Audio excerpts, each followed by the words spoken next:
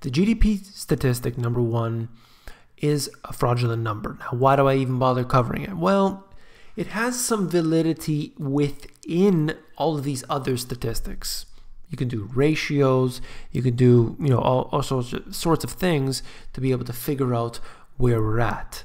But it in itself, when they show us growth of, let's say, 5%, you have to know that this is a false indicator. It's not a real figure, I should say. 5%, no way. 3%, probably not. Probably closer to 1% in real terms. Ultimately, individuals don't see the benefits of the GDP growth, if there is any. What we see are higher wages, or no, we get the short end of the stick. We get higher inflation, but not in wages. I don't know about anybody out there, but have you seen higher wages? Do you see the representation of this GDP figure, or your bank accounts being lined with cash on the way in? How's it doing?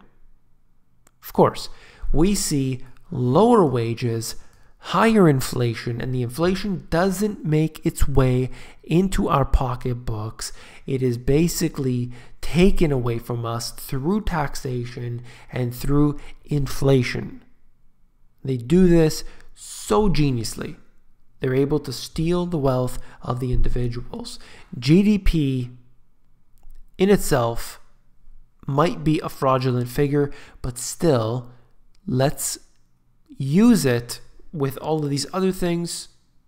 Try to make some sense of it, but I really wouldn't put too much onto it at all. Okay? I take all of these different indicators with a grain of salt. All right, very quickly, I've been ranting on here. Home price index, showing you all the time. It is now 6.75% above where we were during the housing boom. Okay, we're moving far, far higher in a short period of time. I will show you what has happened. I mean, it's ridiculous. This is as of February 2018, the S&P CoreLogic Case-Shiller indices showing you here revised for the prior 24 months. Now look at what we have. I found this here, San Francisco, showing you the change over the last year, 10%. Seattle, 12.7%. Las Vegas, I remember that from the housing crisis, 11.6%. Now these are the worst offenders, but the population is very, very high. Look, New York, 6%. I mean, these are significant. But what about wages? What's the growth of wages in real terms? I would say, probably, I'll be nice, I'll be conservative. I would say about 0% wage growth.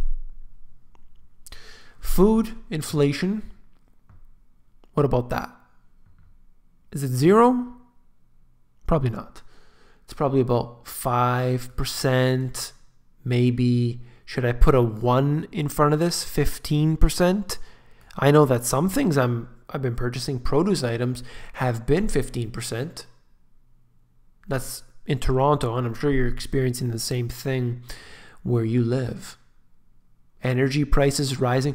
It's funny. The government here told us that energy prices would fall.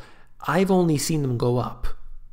They simply tell you whatever it is you want to believe as long as it gets them voted in. But that's all. I digress. Enough ranting for today. I went into a bunch of different topics, from stocks to bonds, over all the way into real estate, and I hope that you enjoyed it. If you did, please give me a thumbs up. This channel here is a lot different than some of the others out there, okay? Whether it's mainstream media or alternative. Basically, what I try to do, if you're new on here, is take a lot of information. I spend my time reading it up, bringing it all together, and trying to package it into a small and concise video for you. I don't rant too much. This is not normal for me to just rant, but I hope that you found it informative and that you got some nuggets of information. If you did, then hit that thumbs up and also hit the subscribe button. There are well over 100,000 people now on this channel, so definitely want to be one of those. Hit that subscribe button. I do appreciate that very much. And last but not least, if you found this video informative, I know that you will find my books, The Money GPS, and my newer release, Global Economic Collapse, even more informative. You can actually flip through these books at Amazon. There are links in the description of this video. Take care.